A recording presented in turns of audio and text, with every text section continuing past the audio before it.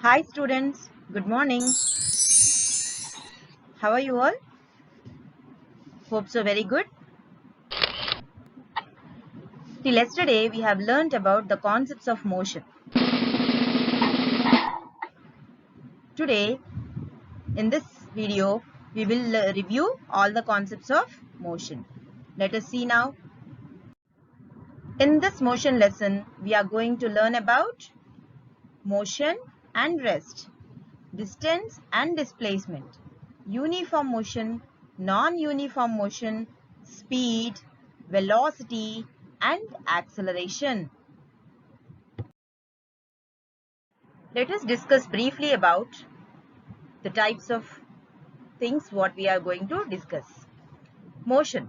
An object is said to be in motion if it changes its position with respect to its surroundings and with time. We have already seen so many examples, right? Let us see the moving cars, buses, trains, cricket balls, etc. These are exactly the examples for the motion. And all the planets revolving around the sun, they won't stop, right? They will move continuously. So they are also examples of motion itself. And molecules of a gas in motion, okay, that is above 0 degrees Kelvin. At 0 degrees Kelvin, it won't move. Okay, so why it won't move, we will discuss that topic in our heat lesson. These are some of the examples of motion. We have seen so many different examples of motion in the previous videos. Just it is a review, right? That's what I'm giving you small examples and just finishing off the topic. Now coming to the rest. An object is said to be at rest if it does not change its position with respect to its surroundings and with time. Let us see some of the examples like mountains, buildings, etc. And here maybe the mountains may also be in the condition of motion with respect to some other surroundings. Suppose a train is moving beside mountain. Actually, the person who is sitting in the train feels that the mountain is moving exactly, not that person right? So that's what. To conclude that rest and motion are the relative terms. Here one thing we have to consider, children. What is that? The observer. We have to consider the position of the observer. So let us see, an object which is at rest can also be in motion simultaneously. For example, the passengers sitting in a moving train are at rest with respect to each other. Suppose the two persons are sitting in the train with each other. To see this video I have made you, right? Example I have given in that, the animation. Okay, you can watch that even. But they are also in motion at the same time with respect to the objects like trees, buildings, etc., which are passing away, right? Which are passing away whenever those are seen through the window. So that's what we can say, that at a particular instant of time, the object will be in the two different states, that either it will be in the rest or in the motion again. So that's what we can say, that simply rest and motion are the relative terms, right? Now let's see if the object is under motion. What are the types of motion we have? There are different types of motion like translatory motion. Translatory motion again has been divided into two types, rectilinear motion and the curvilinear motion. Means what, children? Rectilinear in the sense straight line motion, curvilinear in the sense curved motion, right? Then other types of motion like rotatory motion, oscillatory motion, vibratory motion, random motion, multiple motion, periodic, non-periodic, rolling, uniform and non-uniform motion. These are all the types of motion with several examples I have explained you so clearly in the previous videos. Am I right? So in brief, we can say that rotatory motion in the sense the motion of the object around its rotatory axis. Then the oscillatory motion, that is the to and fro motion of the object about its mean position. And even the vibratory motion also the similar way. It is also a, that means a vibrating of the vibration of the object from its mean position, right? Then coming to the random motion, so we can take an example like a honeybee while it is going for the collection of the honey. Okay, so we are not going to consider a particular path for this random motion. And then multiple motion in the sense an object while it is moving, it is going to possess more than two types of motion. Okay, more than two types of motion. So then we can say that it is a multiple motion. Now coming to the periodic motion, and already we have learnt about this. That means the type of motion, it's again is going to repeat after a particular interval of time. That's what it is considered as periodic motion. And the non-periodic motion, we know that the motion is going to occur, but we don't know when it is going to occur exactly. So then we can say that it is non-periodic motion. Examples like tsunamis and earthquakes, etc. Now coming to the rolling motion, the object used to roll, okay, that means it is going to take a rotatory motion and circular motion even. Okay, that's what it is considered to be as rolling motion. That means it is going to take a straight line motion as well as the rotatory motion, both. Now coming to the uniform motion, an object is said to be under motion. It is covering the equal distances in equal intervals of time. Then it is uniform motion. Suppose if the object is not covering the equal distances in equal intervals of time, then it is said to be in non-uniform motion. Clear, children, about the types of motion?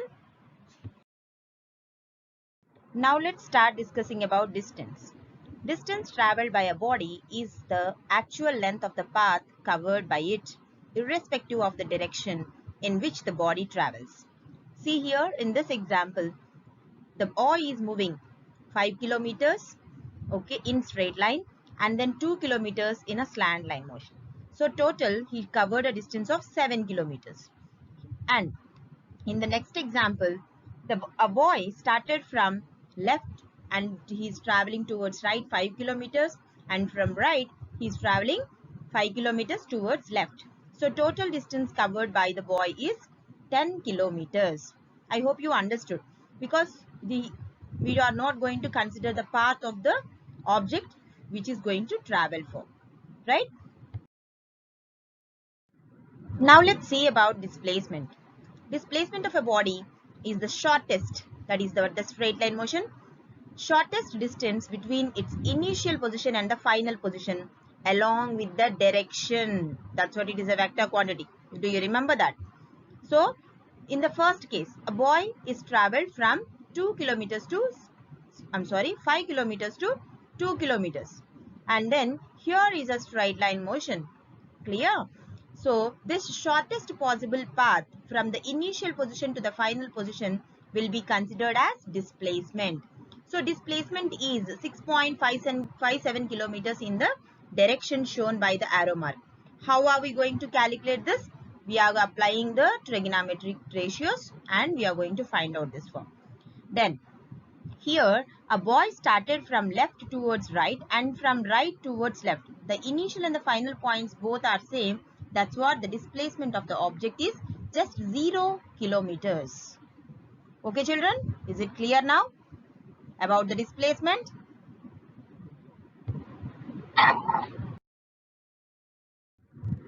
Now let us compare the two things of distance and displacement over here. We can draw the conclusions from here. Conclusions about the displacement. The displacement is a vector quantity because we are considering the amount of distance along with the direction. That's what it is, a vector quantity. The displacement has units of length because we are going to measure it on the basis of length, right? And the displacement of an object in a given time interval can be positive, 0 or negative. When can the displacement be positive? Suppose if it is going along a straight line, that means in the forward direction, then the displacement will be positive. And if when it is 0, the initial and the final point both are same, then we can say that displacement is 0. When can we say the displacement is negative? So the initial position is in one direction and the final position is in another direction, that means in the opposite direction, then we can say that it is displacement is negative. Now let us see the next point. The actual distance traveled by an object in a given time interval can be equal to or greater than the magnitude of the displacement.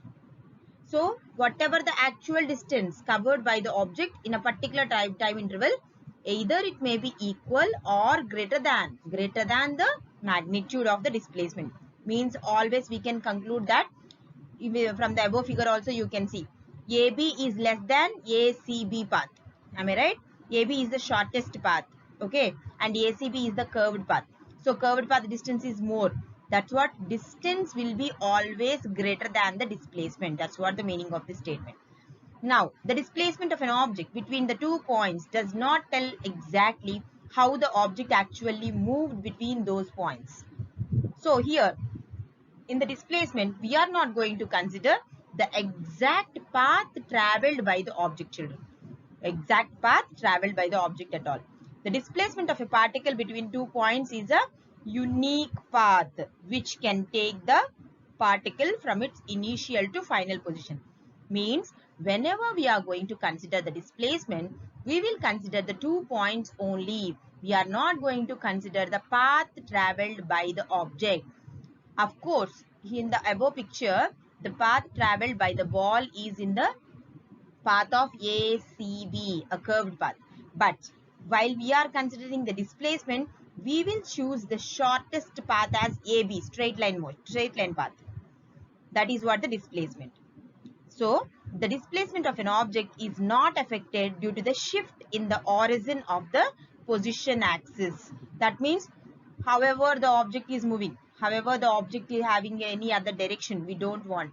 Only the position from the initial to the final position, that is the straight direction we are going to consider for displacement. Are you so clear about it? Let us see.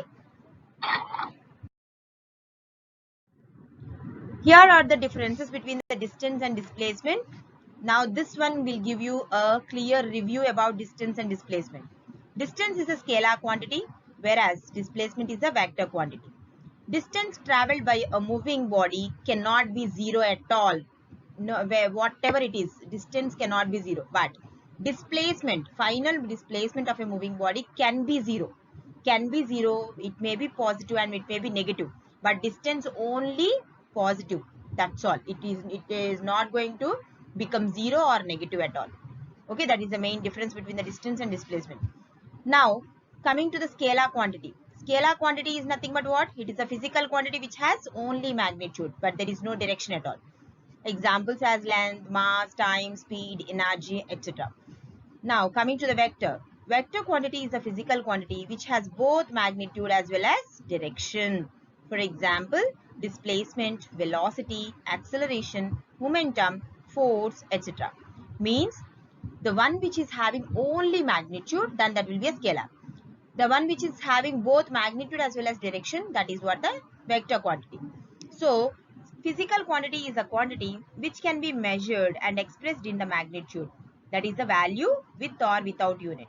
So, length can be measured and expressed as 5 meter. Relative density can be measured and expressed as 0.8. Means any physical quantity we can measure.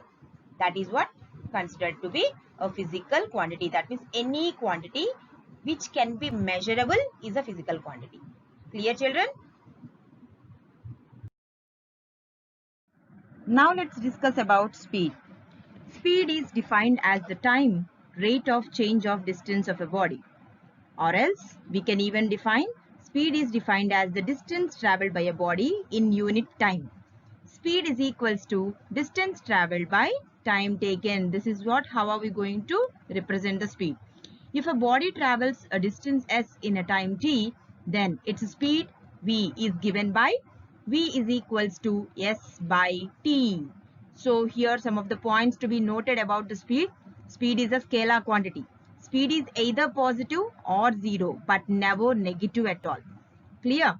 So speed of a running car is measured by speedometer. That means the speed value you are going to measure the speed. We have an instrument in our vehicles, right? That is speedometer. So speed is measured in centimeter per second. These are the CGS units, children.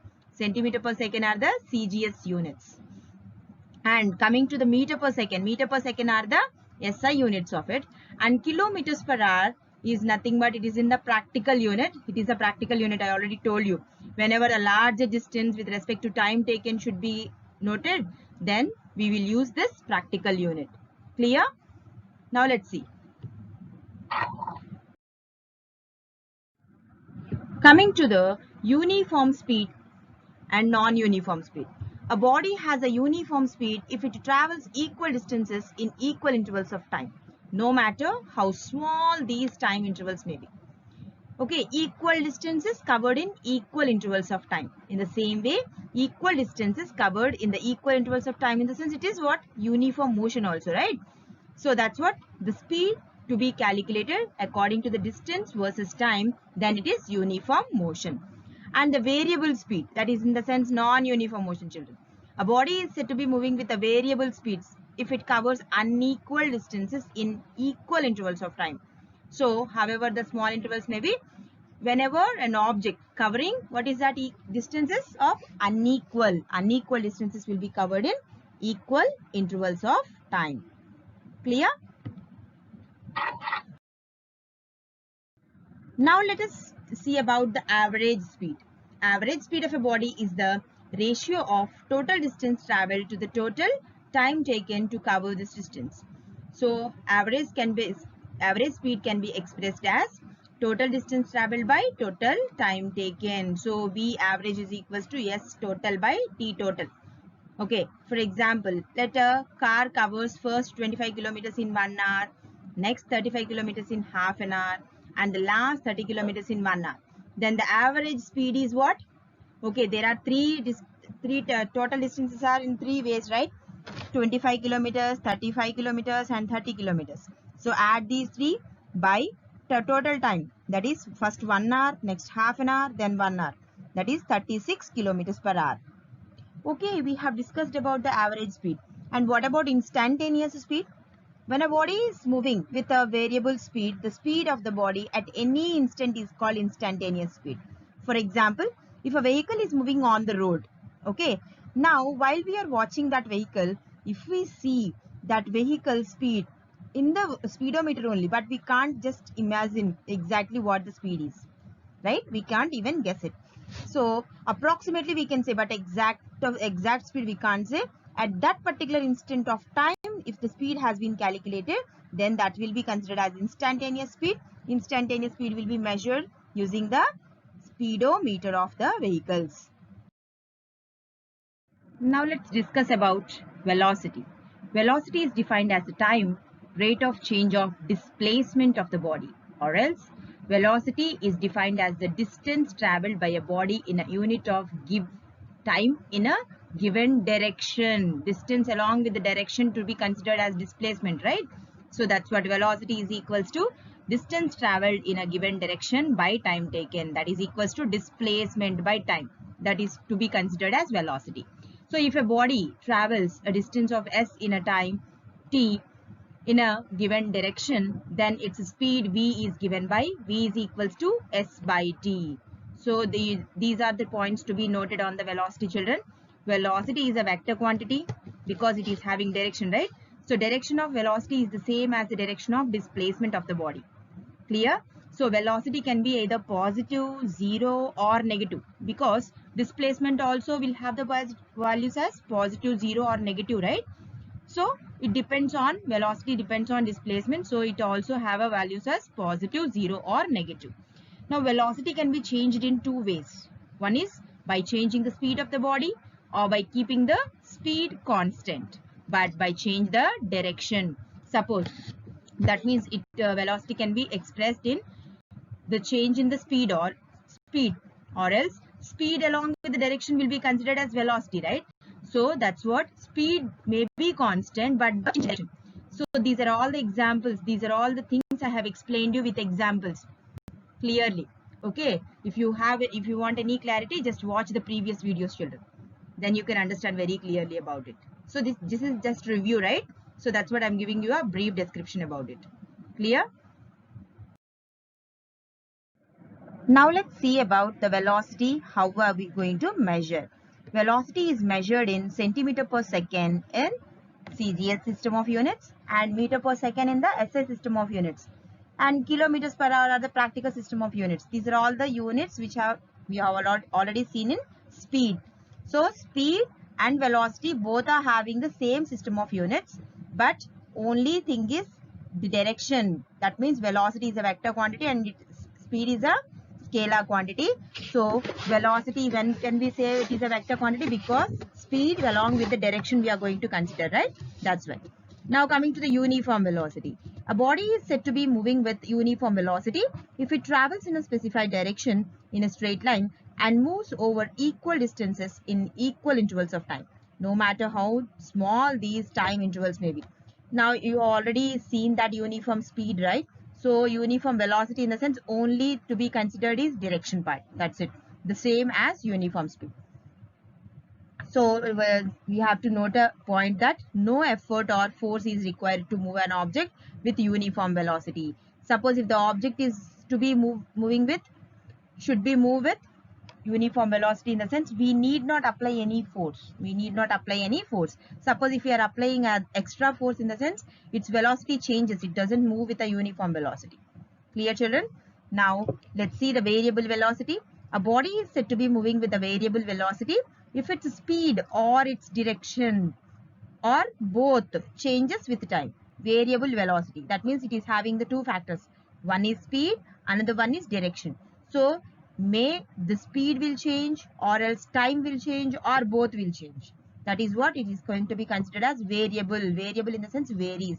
There will be a change in the velocity.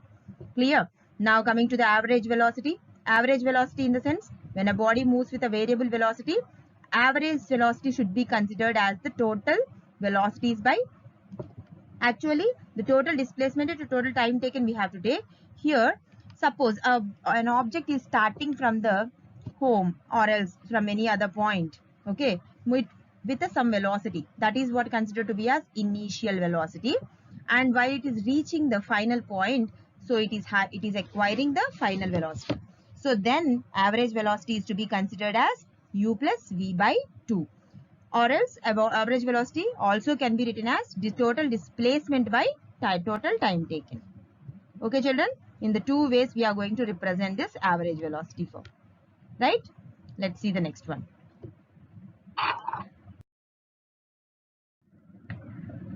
Coming to the instantaneous velocity.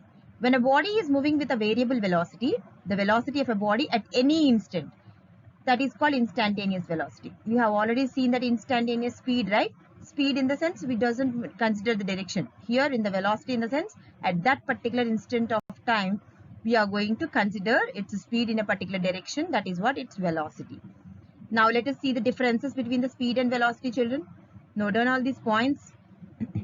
Speed is the time rate of change of distance of a body. Velocity is the time rate of change of displacement of a body. Clear? Now speed tells nothing about the direction of motion of the body, because speed does not have any direction, right? That's what it won't tell about the direction. Velocity tells the direction of a motion of the body. So speed is a scalar quantity and velocity is a vector quantity. Now speed of a body can be positive or zero. Velocity of a body can be positive, zero or negative.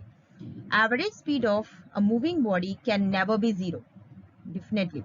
Average velocity of a moving body can be zero because the initial and the final points both are same, then it becomes zero. Clear, children? Let's see the next one.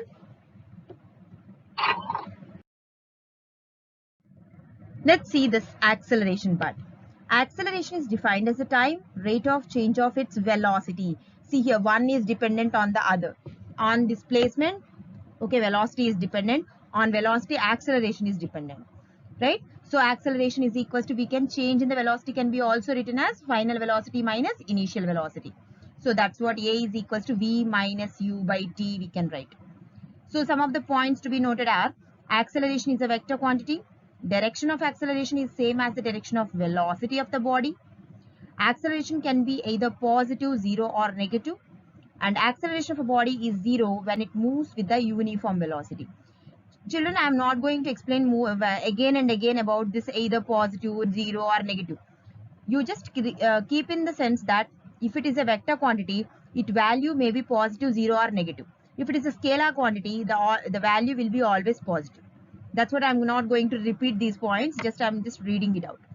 Okay, acceleration of the body is zero when it moves with the uniform velocity. If there is no change in the velocity, final velocity is equals to initial velocity, both are same, then if there is no change in the velocity, that's what acceleration becomes zero. Am I so clear, children? So the measurement of acceleration, let us see. Acceleration is measured in centimeter per second square in the CGS system of units, meter per second square in the SI system of units, and kilometer per hour square is the practical unit, right? Now let's see uniform acceleration. A body is said to be moving with a uniform acceleration if it travels in a straight line and its velocity increases by equal amounts in equal intervals of time. Uniform in the sense what? Equal amounts and equal intervals of time. Clear? That's what uniform in the sense we are not going to consider any unequal things. A body has uniform acceleration if its velocity changes at a uniform rate. Where the change in the velocity will be continuous according to the time factor. So then we can say that it is a uniform acceleration. See here there are examples. The motion of a freely falling body is in uniformly accelerated motion. Suppose if you have dropped a ball, it will reach the ground while it is moving towards the ground. That means it is accelerating with continuous speed. At the starting it is having some speed and last it is not, it is having some other speed, not like that. Clear? Now even the motion of a sliding block on a smooth inclined plane is also uniformly accelerated. There is a slopy surface. Okay, if we have left the object on that, then it used to move slowly to the down. Clear? These are examples of uniform accelerated motion.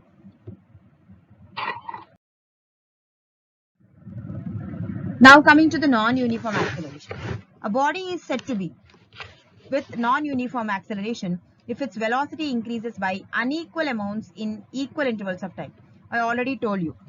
Non-uniform in the sense unequal distances and equal intervals of time. Uniform in the sense equal amounts and equal intervals of time. Clear? So that is what non-uniform acceleration. A body has non-uniform acceleration if its velocity changes at a non-uniform rate. For example, the motion of a car on a crowded city road, its speed changes continuously. That means velocity, right? So while the car is moving on a road, that means suppose let us take our roads itself. Clear? Our roads itself. While we are starting from the home, we will move with some other velocity. If at all there is a large crowd, our velocity used to decrease and speed also used to decrease and direction also changes. So that's what it is moving with the non-uniform acceleration, we can say. So coming to the retardation or deceleration, there is negative acceleration. I already told you the types of accelerations, right? So here I am talking about negative acceleration. A body is said to be retarded if its velocity decreases with respect to time. When it goes to when it is having the decrease in velocity, a car is decelerating to come to halt. That means it is going to stop, suppose. So okay, we have reached the final point. That means we have started from home and we are just going to a temple or something. Okay, while we are reaching the temple, we used to decrease our velocity and slowly comes to rest, slowly comes to stop, right? So at that time we are going to have the non-uniform acceleration clearly, right?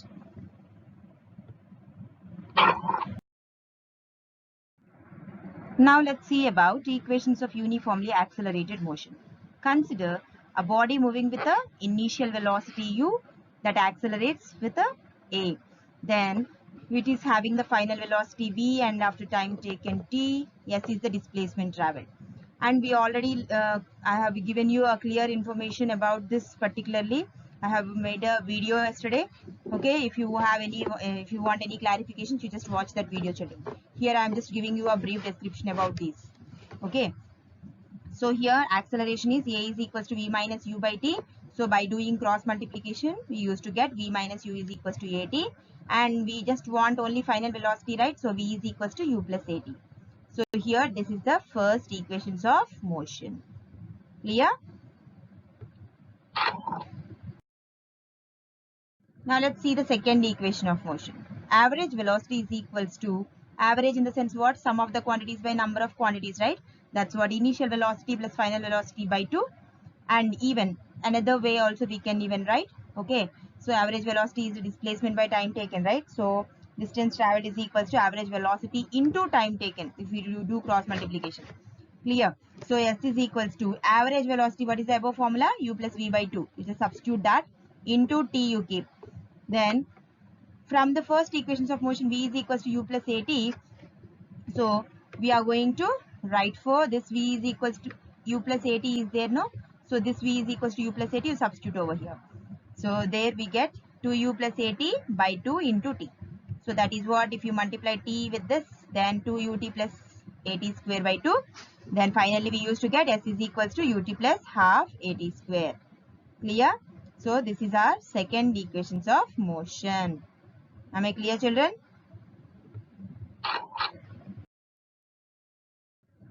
Now let's see the third equations of motion. That is, from the first equation of motion we know that v minus u equal to at, right? And in the previous video I have explained you this third equation of motion in one way. Here I am giving you another simple way here. See, from the first equation of motion we know that v plus u is equals to at, and then we know that average velocity, just now we saw in the before slide, the average velocity is equals to u plus v by 2. So u plus v is equals to 2 into average velocity. So that is what, if we multiply these two things, like first equation and the second equation, if we multiply, then we used to get v square minus u square is equals to 2 into at. That means 2 into here at is there, right? So at, and then v average velocity from the first equation at is there, and second equation 2v is there. So 2v average velocity. So if we replace that, 2a will be as it is, time into average velocity will be given as displacement s. That's what v square minus u square is equals to 2as. And finally we can even write that equation as v square is equals to u square plus 2as. So this is our third equations of motion. Am I very clear to you, children? That's all.